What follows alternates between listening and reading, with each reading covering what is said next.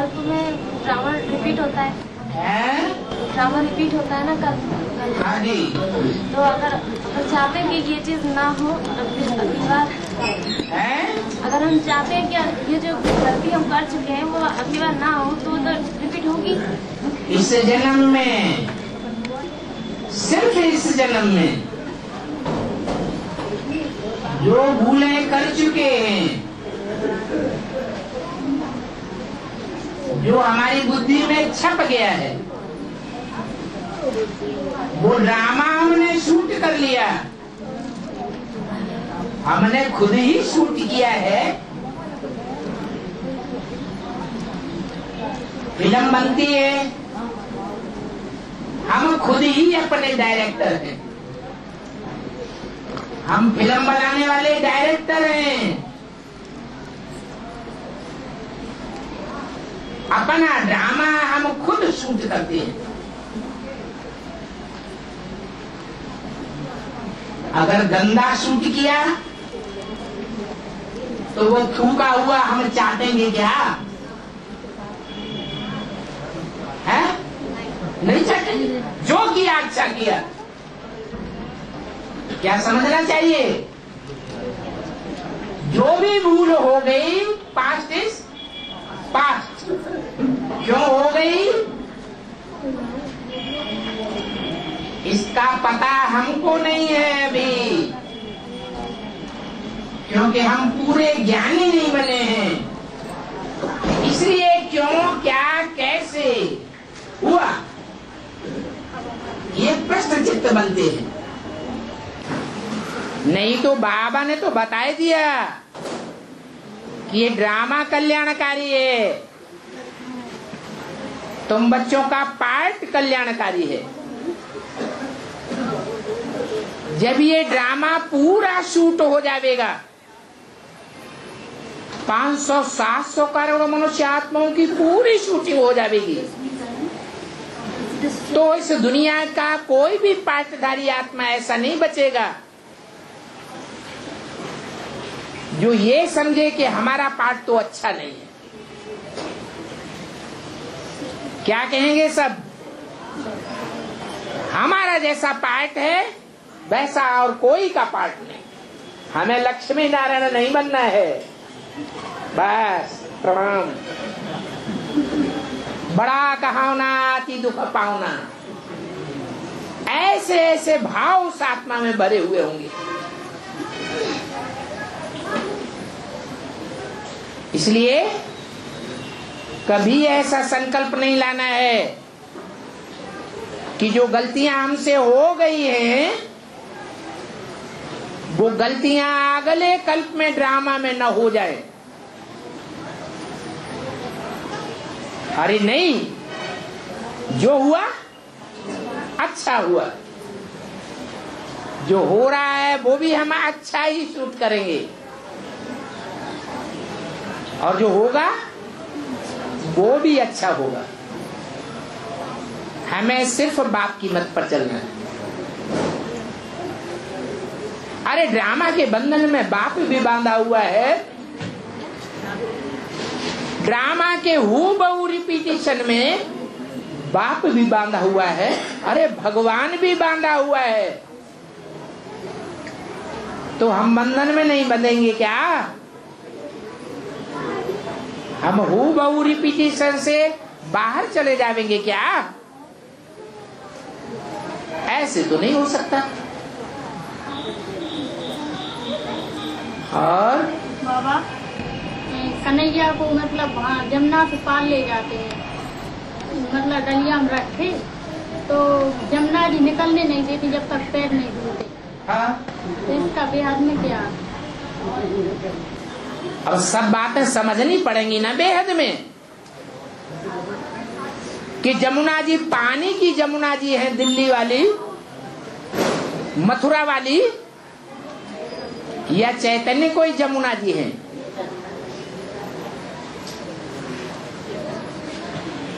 डलिया बुद्ध रूपी चैतन्य डलिया है, टोकरी है, या कोई स्थूल टोकरी है?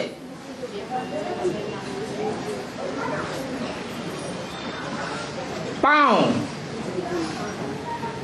स्थूल पांव की बात है छूने की,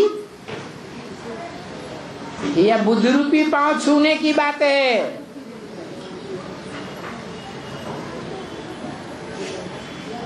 कृष्ण, सतयुग के कृष्ण की बात है, जो सृष्टि का पहला पत्ता दिखाया गया है, या उनके अंतिम जन्म की बात है, जिसकी सुरक्षा बाप को करनी पड़ती है कंसी जरासंधियों से? ये सारी बातें समझ में आ जाएंगी तो रूपक भी समझ में आ जाएगा। नदियां जब बाढ़ में आती है तो उनमें देह अभिमानी की मिट्टी मिली हुई होती है या नहीं मिली हुई होती है? मिली हुई होती है। नदी चाहे जमुना ही क्यों न हो, सूर्य पुत्री मानी जाती है, वो भी देह अभिमानी की मिट्टी से प्लावित तो हो जाती है। जैसी दृष्टि वैसी सारी सृष्टि दिखाई पड़ती है। वो भी समझती है कि जैसे हम देह अभिमानी हैं, वैसे भगवान भी देह अभिमानी के काम करने वाला होगा।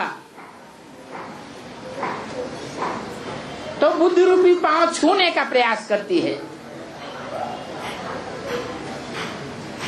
बाढ़ में आ जाती है। नदियों में बाढ़ आती है ना तो बोड़म बोड़ हो जाते हैं, ढेर के ढेर डूब जाते हैं ना। यहाँ ज्ञान में डूबने का क्या मतलब है? देह अभिमान में कैसे डूबते हैं? कैसे डूबते हैं? विकारों में चले जाते हैं, विकारी बन जाते हैं, शादी वादी करने के इच्छुक हो जाते हैं, शादी कर भी लेते हैं और रोज रोज डूबते रहते हैं।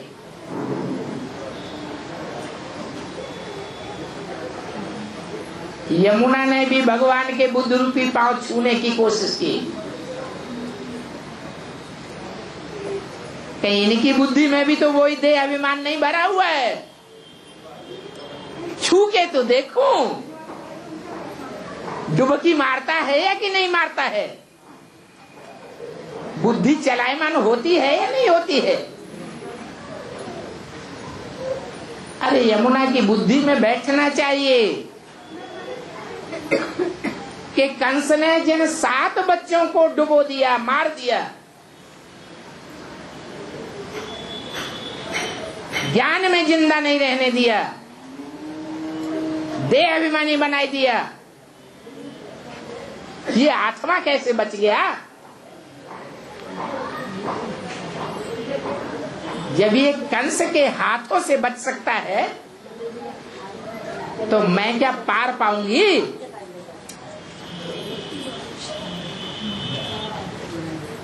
और आगे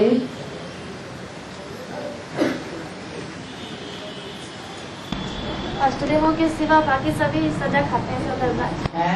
अष्टदेवों के सिवा बाकी सभी धर्मराज की सजा खाते हैं। सभी 8 के अलावा सभी धर्मराज की सजा खाते हैं। तो है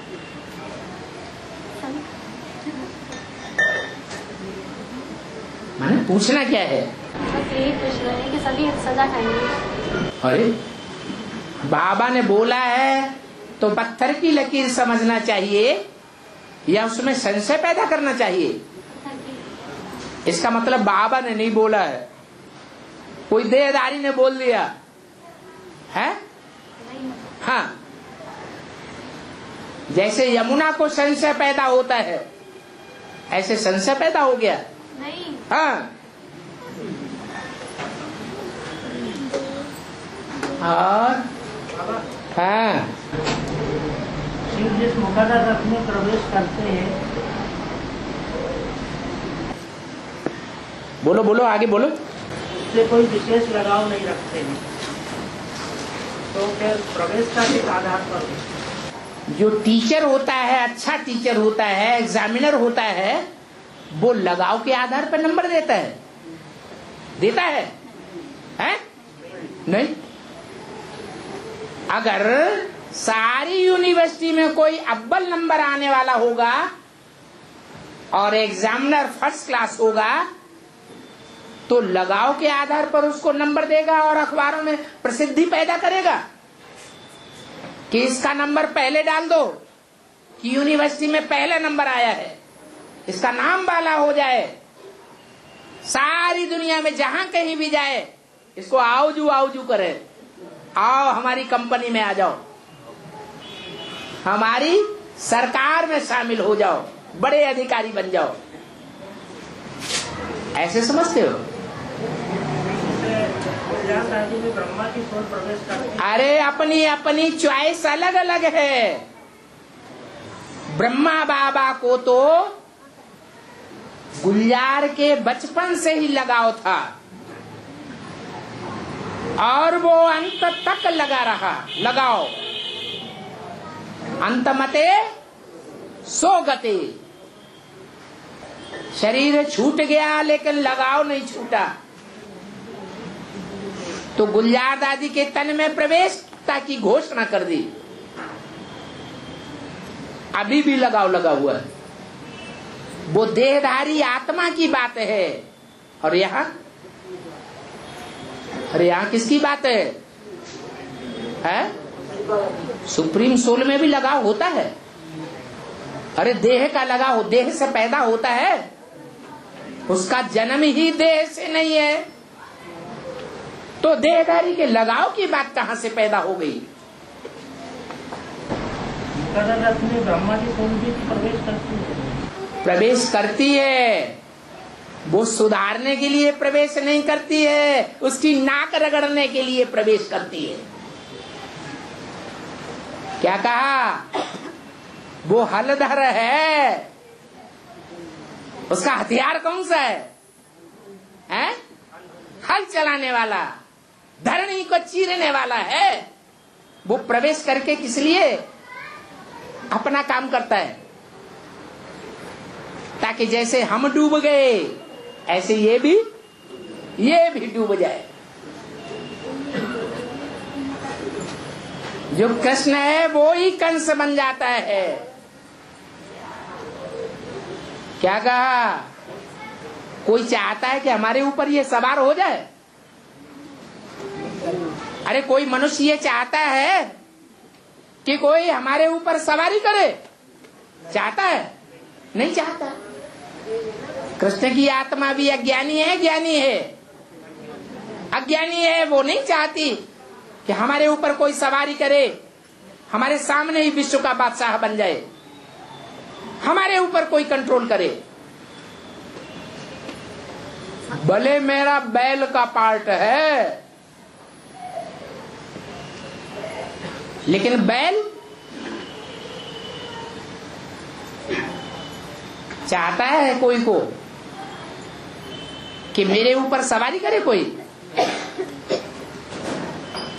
और ये तो फर्स्ट क्लास अव्वल नंबर का बैल है। ये लड़ाई चालू है, क्योंकि पुरुषार्थ अधूरा है। जब पुरुषार्थ संपन्न होगा, अव्वल नंबर पुरुष का, जो अव्वल नंबर आत्मा है, उसका पुरुषार्थ जब पूरा होगा, क्योंकि कृष्ण की आत्मा ज्यादा जन्मों में राजा बनी है,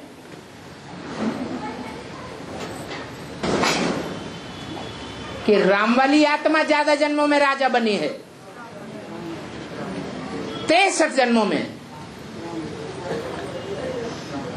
जो 63 जन्मों में ज्यादा जन्म राजा बने हैं, उन्होंने ज्यादा पाप किए होंगे, या जो रुद्रमाला के मणके नहीं है,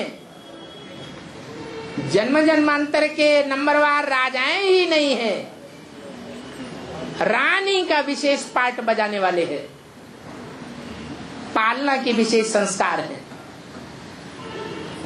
उन्होंने ज्यादा पाप किए हैं, राजाओं ने ज्यादा पाप किए हैं। वो भी खास करके भारत के राजाएं बड़े पापी हुए हैं, ढेर की ढेर रानियां रखने के कारण। इसलिए राम वाली आत्मा तो खुद कहती है, तुलसीदास का जन्म लेकर के, जैसा कि मुरली में बोला है, अपने अपने शास्त्रों में अपनी अपनी महिमा कर दी है। तो राम की आत्मा तुलसीदास का जन्म लेकर बोलती है, मैं पतितन को राजा। क्या बाकी सब पतित हो गए प्रजा, और वो पतितों का भी राजा। तो बड़ा पतित हुआ या थोड़ा पतित हुआ? बड़ा पतित हुआ। तो राम वाली आत्मा को तो कृष्ण वाली आत्मा अभी नाक रगड़वा रही है। इस धरणी में नाक रगड़ो, क्योंकि सांप को पकड़ के बंदर क्या करता है? कभी देखा किसी ने? नहीं देखा तो सुना तो होगा, नहीं सुना? बंदर जब सांप को पकड़ लेता है तो उसकी नाक को जमीन में रगड़ता है, धरणी में। क्या? और हनुमान बंदर का तो नाम सुना होगा, नहीं सुना? अब सुन लो। तो उसने नाक पकड़ी हुई है। वो नाक तब तक रगड़ता रहेगा जब तक याद में निरंतर रह करके राम वाली आत्मा शिव समान, बाप समान स्टेज को प्राप्त नहीं कर लेती। तब हाई जंप लगाने के काबिल बनेगा। और जब बैल पर सवारी करते हैं तो बिना हाई जंप के सवारी हो जाएगी? है? नहीं, हाई जंप लगेगी और बैल की आत्मा कंट्रोल हो जाएगी। इसलिए शिव की सवारी जानवर पर नहीं होती है। मैं जानवर बुद्धियों में आता हूं क्या? जो कच्छ मच्छ अवतार दिखाई दिया है, जानवरों को समझाऊंगा क्या? जानवरों में बुद्धि होती है, मैं जानवरों में नहीं आता हूं। चाहे बैल हो, चाहे गाय हो, चाहे बकरी हो। भले बकरी मैं करती है, मुख से भी करती है, प्रैक्टिकल में भी त्रिमूर्ति का चित्र बना के बैठ जाती है। मैं शिव शंकर भोलेनाथ, मेरा शंकर का पार्ट है, मैं विनाश करूंगी। बड़े बड़े पोस्टर छपाई देती है, लेकिन वास्तव में शिव का पार्ट तो प्रैक्टिकल साकार रूप में एक ही आत्मा के द्वारा अनुदह हुआ है, जो कभी भी अपन को शिव नहीं कहती।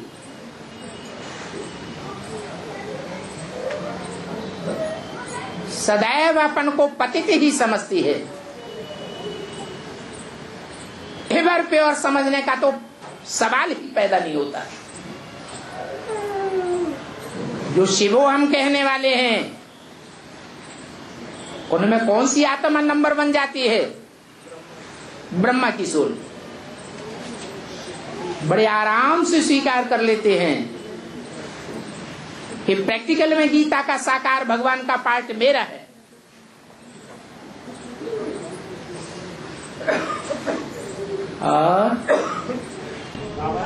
हाँ जी, ये वार्तालाप में आया है गुरु का चोर या हो अंधा या हो कोड़ी, तो इसकी शूटिंग कैसे होती है?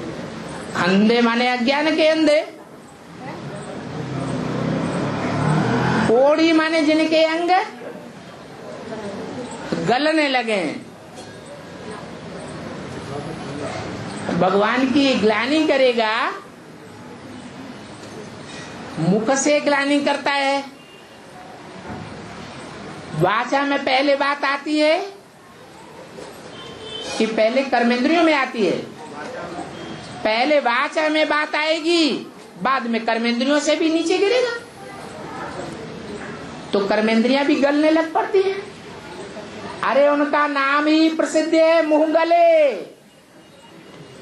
जिन मुगलों के राज्य में भारतवासियों को 500-700 साल रहना पड़ा, उनका मुख ही नहीं गलता है, सारी इंद्रियां गलने लग पड़ती हैं और निर्धन भी हो जाता है।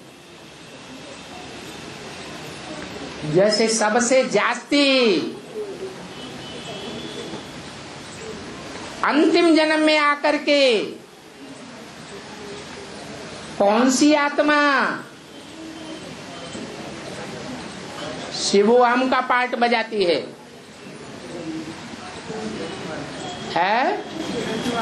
नहीं, यज्ञ के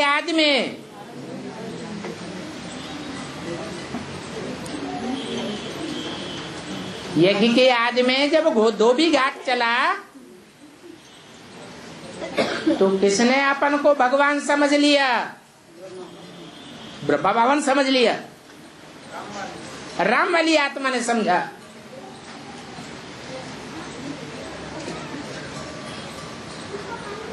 तो हिरण्यकश्यप साबित हो जाता है, क्योंकि उस समय ज्ञान नहीं था। ज्ञान था? नहीं था। ब्रह्मा के मुख से संपूर्ण ज्ञान तो बाद में निकला, जबकि वो आत्मा शरीर छोड़ देती है तो अगले जन्म में निर्धन बनेगी तो क्या बनेगी? है? कहे हो निर्धन, कहे हो कोड़ी। तो अंतिम जन्म में आकर के गरीब से गरीब बनती है।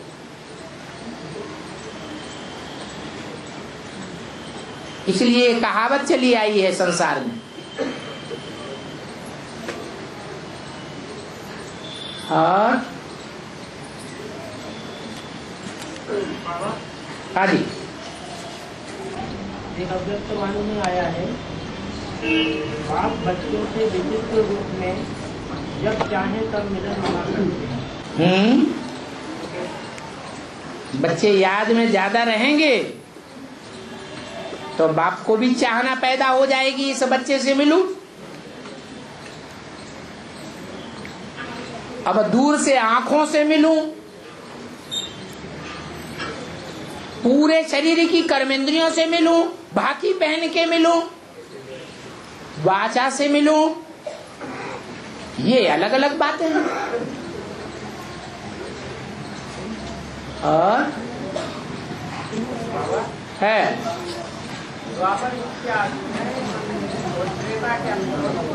जैसे अर्थविनाश होता है तो क्या प्रैक्टिकल में होता है? अच्छा, और क्या हवा में होता है? अगर त्रेता में हवा में होगा तो कलयुग के अंत में भी हवा में विनाश हो जाएगा। आप तो आराम से महलमानियां अटारियां बनाते रहो। बैंक में कितना पैसा इकट्ठा कर लिया? अरे किया कि नहीं किया? विनाश तो हवा में होगा। और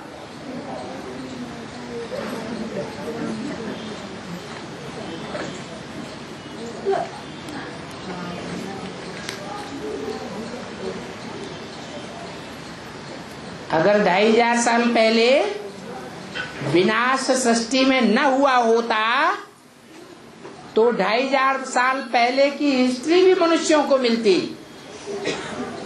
उसके प्रूफ भी मिलते। लेकिन विनाश हो गया, सब तहस नहस हो गया, कोई भी हिस्ट्री नहीं मिलती।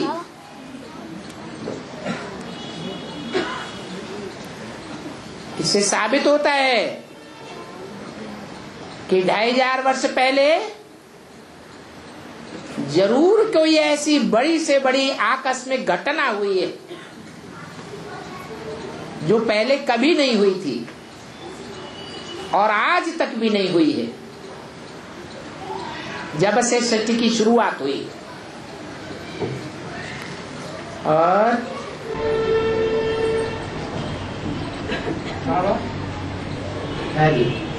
मैं ना पूज्य हूँ ना पुजारी, ना मैं पुजारी हूँ, ना मैं एवर प्योर हूँ और ना मैं एवर प्योर। क्या क्या बोलते रहते हैं?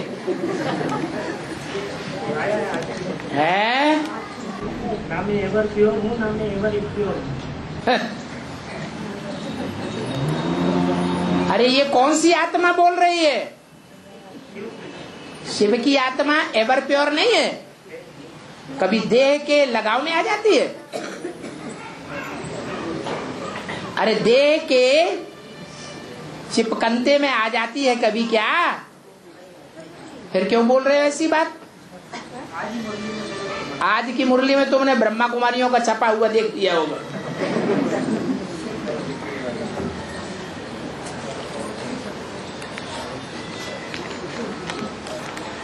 एक मुरली में आ गया, तुमने देख लिया, और हजारों मुरलियों में आया है मैं एवर प्योर हूँ, सो तुमने नहीं देखा, तुम्हारी आंखें फूट गई थी।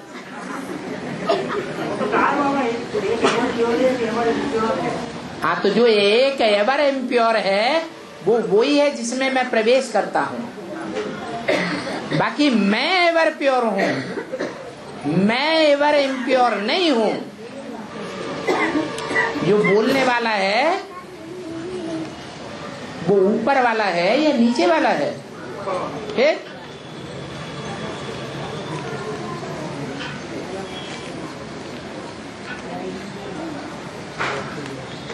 और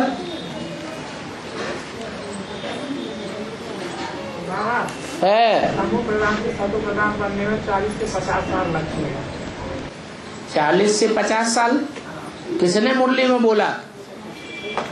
40 साल में कौन तमो प्रधान से सतो प्रधान बन गया? अरे कोई बन गया होगा, तुम्हें मालूम होगा तब तो बोल रहे हो। 76 से 28 तक का बोला। 76 से 28 तक।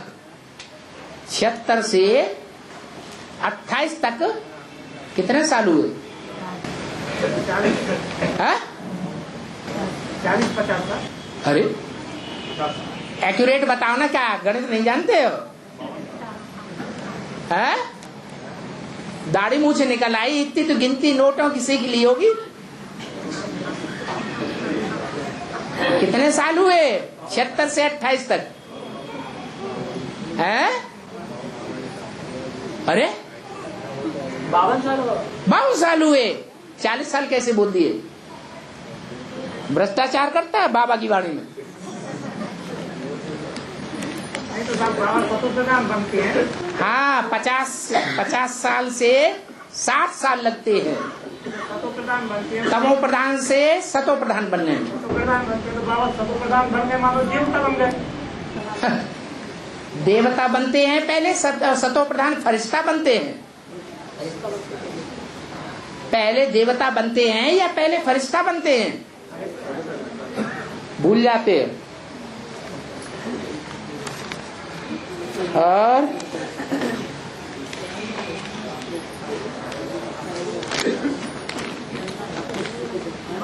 है महारथी में और महावीर में क्या अंतर है? महारथी हाथी सवार या रथ सवार, और जो महावीर होते हैं उन्हें न रथ की दरकार है न हाथी की दरकार है। उनमें खुद ही इतनी पावर है कि रथ का भी काम कर लेते हैं। जिस रथ को चाहें उसी रथ पर सवार हो जाएंगे। ऐसी आत्मिक स्थिति की पावर आ जाती है।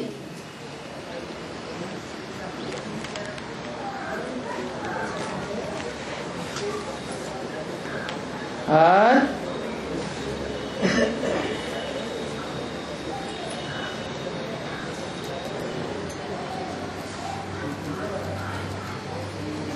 कोई नया और निकला। कोई लिख रहा है, बाबा बिंदु बाप को बड़ा उल्लू अक्षर में क्यों रखा है, दूसरे अक्षर में क्यों नहीं रखा? अरे वो उल्लू है, उसकी बुद्धि रूपी सर धरनी में घुसी रहती है। जैसे उल्लू होता है, बाबा ने कहा उल्लू नीचे की ओर देखता है, धरनी की ओर उसका सर हो जाता है और पांव ऊपर हो जाते हैं, उल्टा लटक जाता है तो यह आज के मनुष्यों की बात,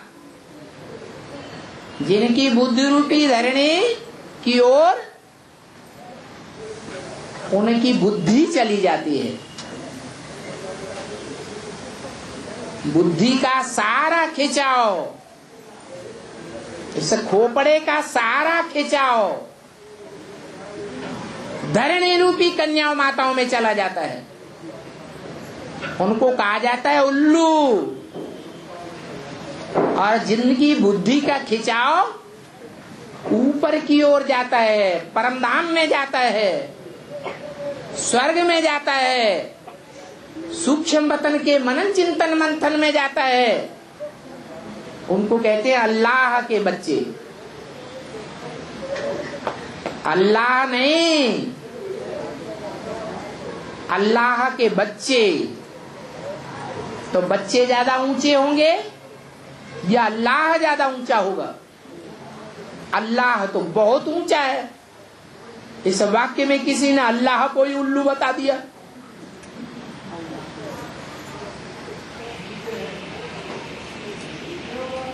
अभी तो गाली मत दो कम से कम। और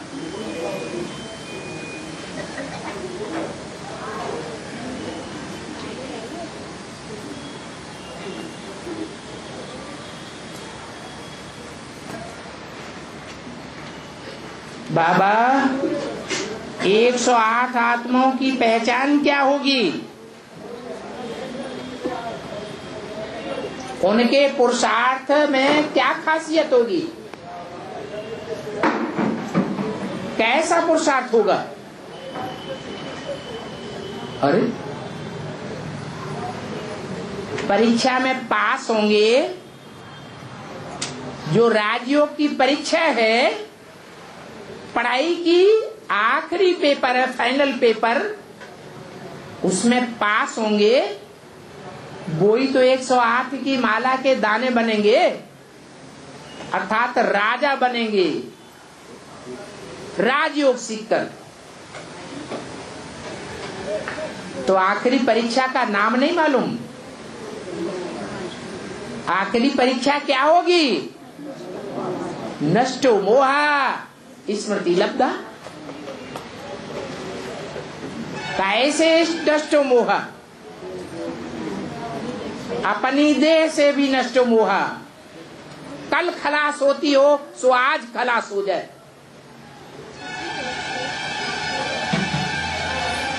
खलास न होती हो, कल बर्फ में दबने वाली हो तो आज दब जाए। कोई परवाह नहीं। देह से नष्ट मोहा, देह के जन्म जन्मांतरों इस जन्म के संबंधियों से नष्ट मोहा।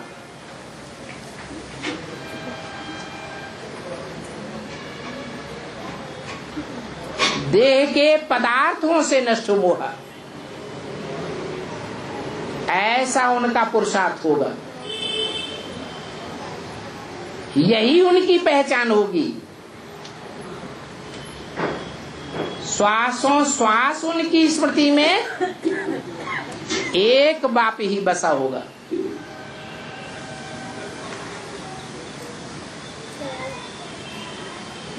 क्या हम ऐसा करें? कितनी जल्दी हम ऐसा करके दिखाएं जो बाप हमको अपने गले की माला बना ले। अपने गले से चिपका ले। मैं बाप के गले की माला बन जाऊं, ऐसी हरदम तमन्ना लगी होगी। कठोर से कठोर काम करने के लिए तैयार हो जाएंगे। जो बाबा ने बोला है, तुम बच्चे आए हो सर हथेली पर लेकर, लो अभी काट लो, ईश्वरी यज्ञ में स्वाहा कर दो। ऐसा पुरुषार्थ होगा उनका।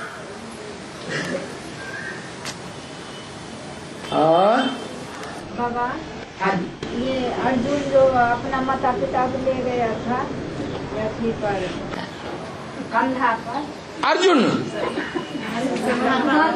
वाह भाई, खूब अच्छी टीवी देखी है, टीवी में देखा ना? नहीं नहीं नहीं नहीं नहीं, काय में देखा? काय में देखा अर्जुन ले गया है? मन में आया ना तो मुझे समझ में नहीं आया। समझ में नहीं, कहीं पे निगाहें कहीं पे निशाना। हाँ तो हाँ बोलो, अर्जुन की बात नहीं, श्रवण कुमार की बात है। तो वो दोनों एक ही। हाँ, शास्त्रों में अलग अलग नाम देके अलग अलग कहानी बना दी। हाँ तो फिर वे कौन है? वे कौन हैं जिनका श्रवण सारी दुनिया करती है? क्या? जिनका नाम सुनने के लिए, श्रवण माने कान, कान से नाम सुनने के लिए सब लालायित रहते। श्रवण माने कीर्ति, जिनकी कीर्ति सारी दुनिया में फैली हुई है, वो श्रवण कुमार जब अज्ञानी थे, ज्ञान से उन्होंने जन्म लिया माता पिता से, जरूर संगम युग में लिया होगा। संगम युग में अज्ञानी से जब अज्ञानी बने तो पहले पहले ब्रह्मा को पहचाना होगा, और ब्रह्मा की सहयोगिनी शक्ति को भी पहचाना होगा। वो ब्रह्मा सरस्वती उनके माता पिता हो गए। वो अंधे थे या सोजरे थे? अंधे थे, अज्ञानी थे। बल भगवान बाप शिव ने उनमें प्रवेश किया, फिर भी उनको बाप का ज्ञान नहीं था।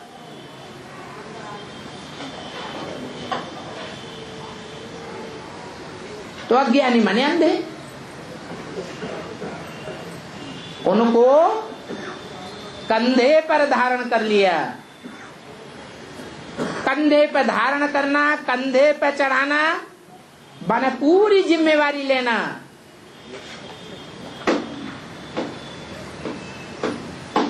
जैसे भक्ति मार्ग में तीर्थ यात्राओं पर ले जाते हैं पितरों को,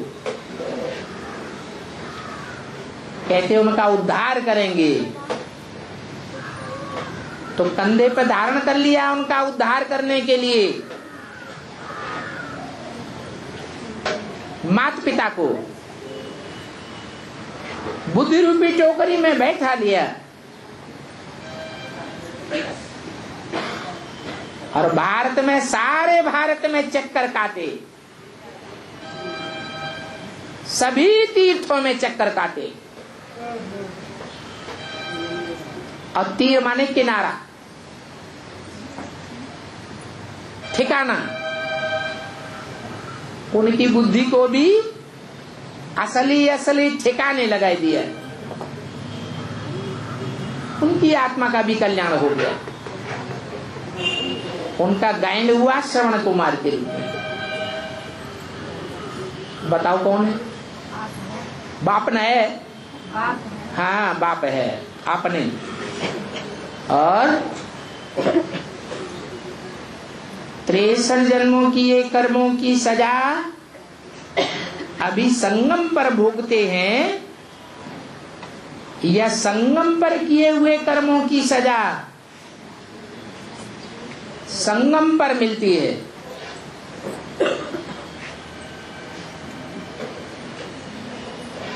कौन सी सजा की बात है? एक तो धर्मराज की सजा होती है,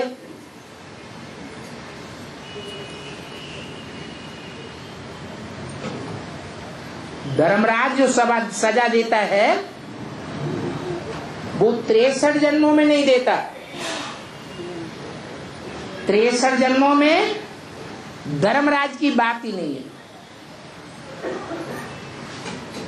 धर्म का राजा तो इसी संगम युग में प्रत्यक्ष होता है, जो सजा देने के निमित्त बनता है। तो 63 जन्म की सजा देता होगा, 63 जन्मों की सजा देने के निमित्त बनता होगा, या खास इसी जन्म की सजा देने के निमित्त बनता होगा? 63 जन्म इसी जन्म की कैसे? 63 जन्म ऐसे ही गए हैं? अरे 63 जन्म में 100 गुने पाप नहीं बनते हैं। कहाँ बनते हैं? इस संगम युग में ही 100 गुने पाप बनते हैं। इसलिए वहां धर्मराज की दरकार ही नहीं है, क्योंकि पहली बार जो करता है, पहला पाप कर्म जो करता है वो तो 1 गुना हुआ, वो तो माफ किया जाता है। पहली बार कोई पाप करे तो मोस्टली माफ कर दिया जाता कि नहीं? क्षमा योग्य है या नहीं है? वो माफ हो सकता है।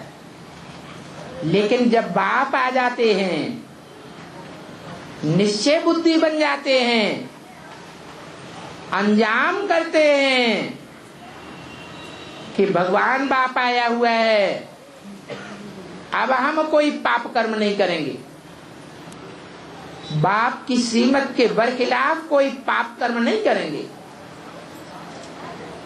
फिर भी अवज्ञा करते हैं, तो 100 गुना पाप का बोझ चढ़ता जाता है। और एक बार नहीं, क्या बार बार करते हैं।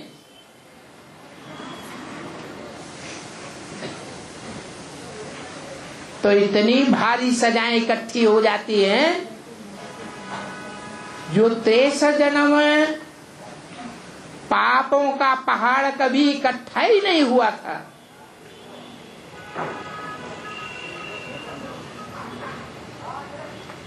ऐसे पापों की सजा देने के लिए धर्मराज निमित्त बनता है।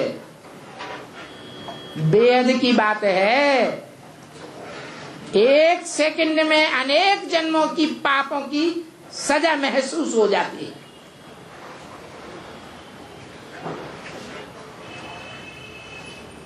एक सेकंड ऐसे लगता है जैसे वर्षों बीत गए सजा खाते। वो 1 सेकंड लंबा हो जाता है या छोटा महसूस होता है? लंबा हो जाता है। इसलिए गायन है, समय तू जल्दी जल्दी बीत, सुख में तू पल भर नहीं ठहरे, लाख बिताए तुझ पर पहरे, दुख में तू बिल्कुल रुक जाए। ऐसी धर्मराज की सजाएं मिलती हैं कि एक सेकंड भारू पड़ जाता है।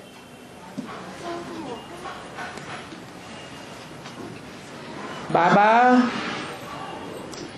गीता पाठशाला में या मधुबन में क्लास करना ही क्लास है, या फिर घर में अकेले मुरली सुनना भी क्लास है?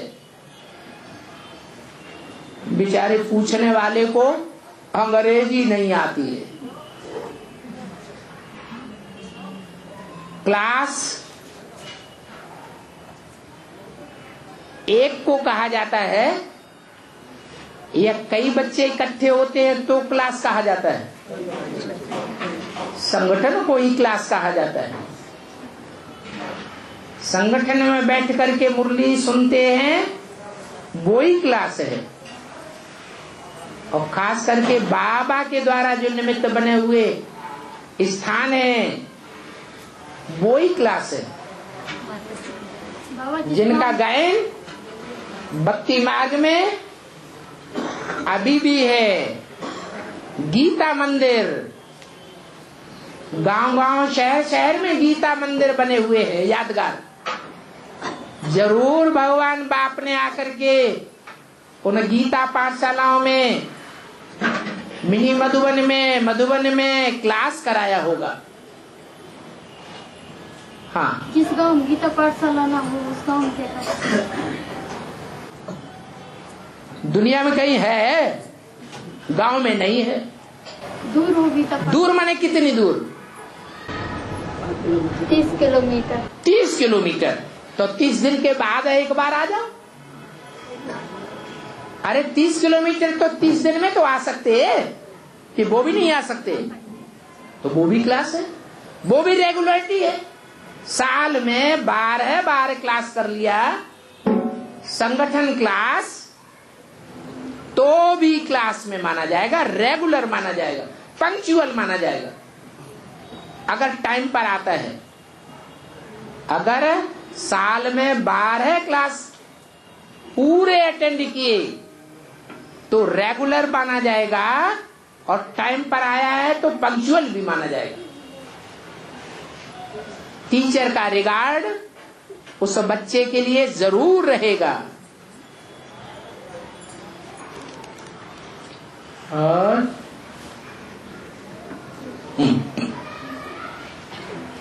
जो सदाशिव है उसकी आत्मा पारसमणि है, या हीरो पार्टधारी की आत्मा पारसमणि है?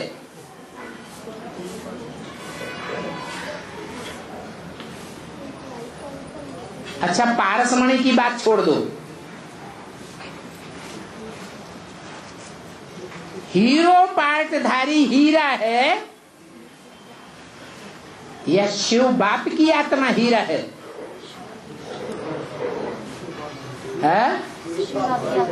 शिव बाप की आत्मा हीरा है। हीरा सबसे जास्ती कीमती होता है।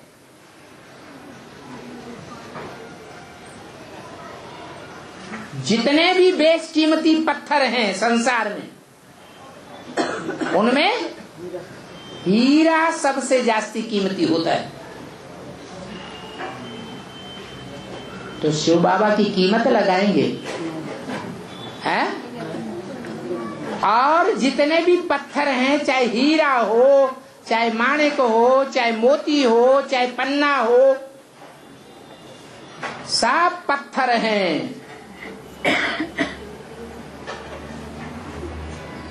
पहचानने के बाद उनकी कीमत लगती है। सब पत्थर बुद्धि बनते हैं, जब तक पहचान नहीं है। शिव बाबा पत्थर बुद्धि होता है? फिर बाप तो कहते हैं मैं किसी गिनती में नहीं आता हूं, जो गिनती में आए सो चक्कर में भी आए। और बोलो बोलो, बाबा एक आत्मा ज्ञान में चलती थी, हमको बहुत याद आती है। अब वह शादी कर रही है, तो उसकी शादी में जाना कि नहीं जाना?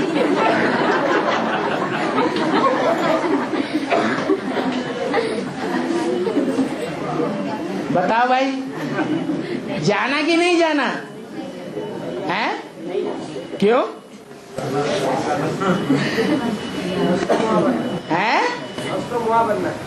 नष्टोमुआ बनना है। और दिल लगी हुई हो तो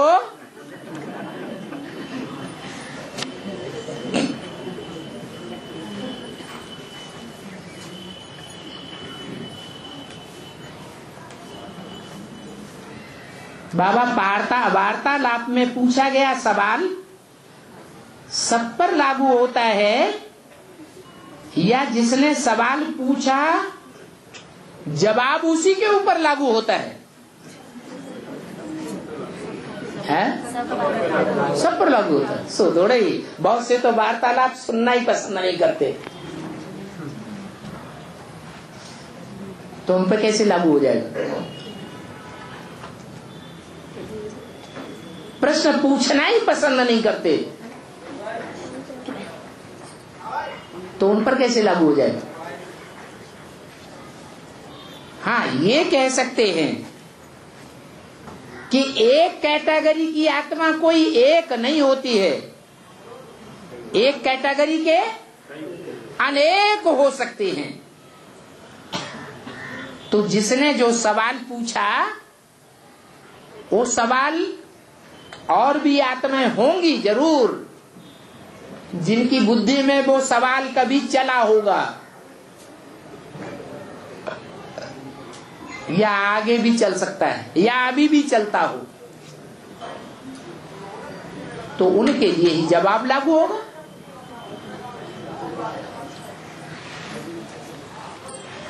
औरों के लिए सामान्य रूप से लागू होगा। और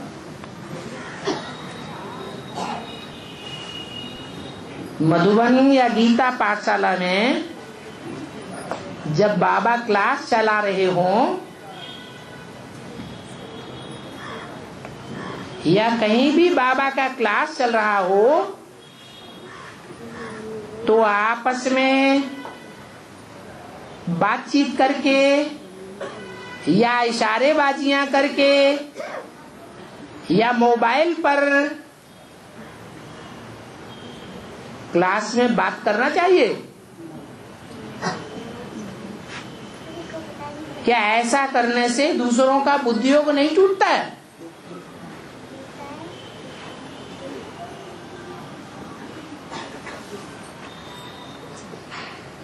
सबका टूटता है क्या?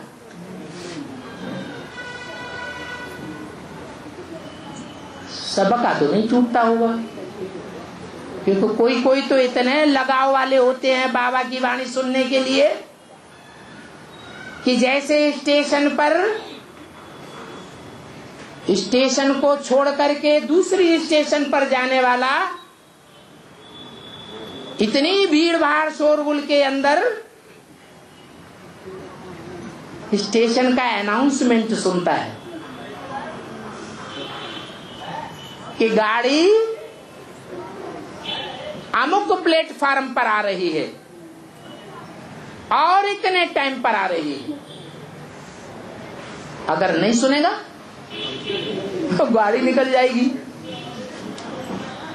तो जो अलर्ट रहते हैं वो ही गाड़ी पर बैठते हैं, नहीं रहते हैं तो गाड़ी चली जाएगी। ऐसे ही यहाँ है, ये चंद्रकांत वेदांत जहाज है,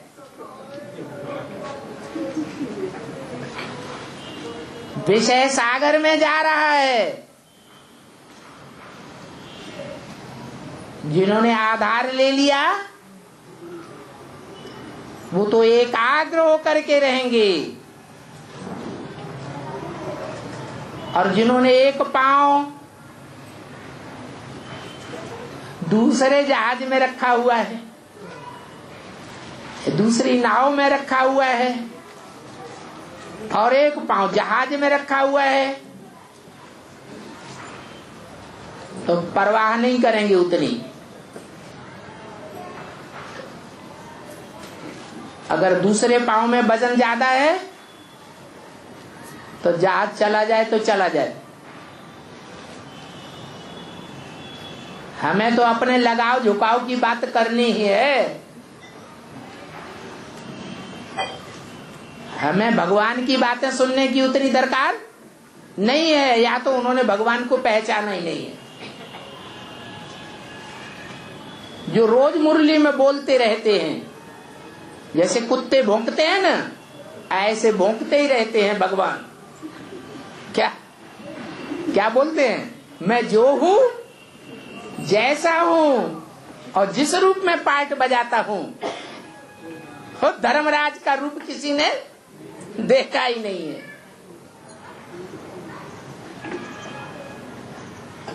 मैं राजाओं का राजा महाराजा बनाने वाला हूं। छोटे छोटे राजाओं के सामने जाने में थर थर थर थर कांपते हैं। अब देखो, राजाओं का राजा महाराजा बनाने वाला बाप आया हुआ है, तो उसका कितना डिसरिगार्ड करते हैं। दूसरों को भी डिस्टर्ब करते हैं, खुद तो डिस्टर्ब हैं ही, अनिश्चय बुद्धि हैं ही, बेपरवाह हैं। उन्हें धर्मराज का भी डर नहीं है कि हम कहां बैठ करके क्या गलती कर रहे हैं।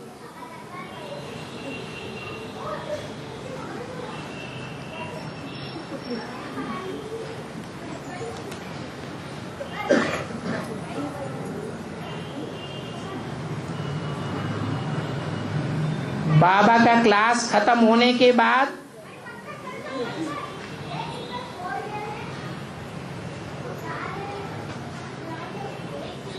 क्या गीता पाठशालाओं में आपस में ज्ञान का लेन देन या ज्ञान की चर्चा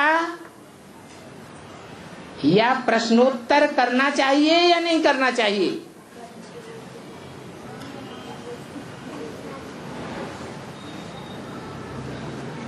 मुरली में ज्ञान का लेन देन करने के लिए बोला या नहीं बोला है? ज्ञान का लेन देन करने के लिए मना नहीं है। आज बाबा ने क्या बोला, याद है या नहीं याद है? क्या पॉइंट याद रहे, क्या भूल गए? इतना तक तो ठीक।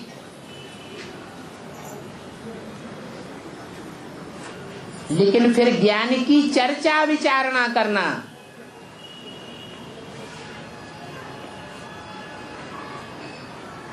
जो चर्चा करने वालों का यादगार भी बना हुआ है दुनिया में,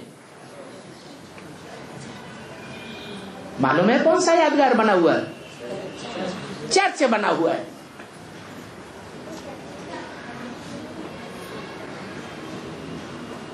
जो क्रिश्चियन धर्म में कन्वर्ट होने वाले हैं, वो भगवान की बातों पर भी चर्चा जरूर करेंगे, उन बातों का भी विश्लेषण जरूर करेंगे। क्या सच्चा है, क्या झूठा हो सकता है, कहां से वो सच्चाई निकली, कितना दम है, वो सारी बातों पर चर्चा करेंगे, हिस्ट्री निकालेंगे पीछे की।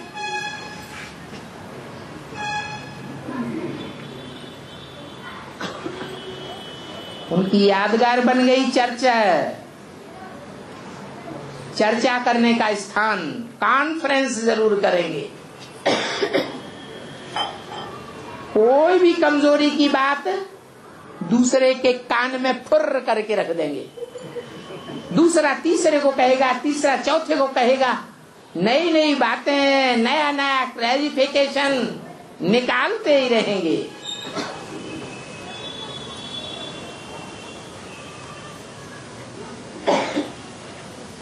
प्रश्न भी करते रहेंगे और एक दूसरे से उत्तर भी लेते रहेंगे। परंतु उन प्रश्नों और उत्तरों और उन कॉन्फ्रेंस की बातों को वेरीफाई कौन करेगा? दुनिया में इतनी कॉन्फ्रेंसेस होती आई, अपनी अपनी बोल करके चले जाते हैं,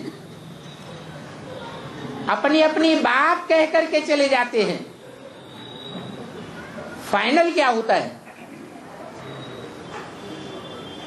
वेरिफिकेशन कोई करता है? आखिरी क्या रिजल्ट आना चाहिए वो तो पता ही नहीं चलता। जब पता ही नहीं चलता तो उसे वेस्टेज ऑफ टाइम, मनी और एनर्जी कहेंगे या नहीं कहेंगे? है? कहेंगे।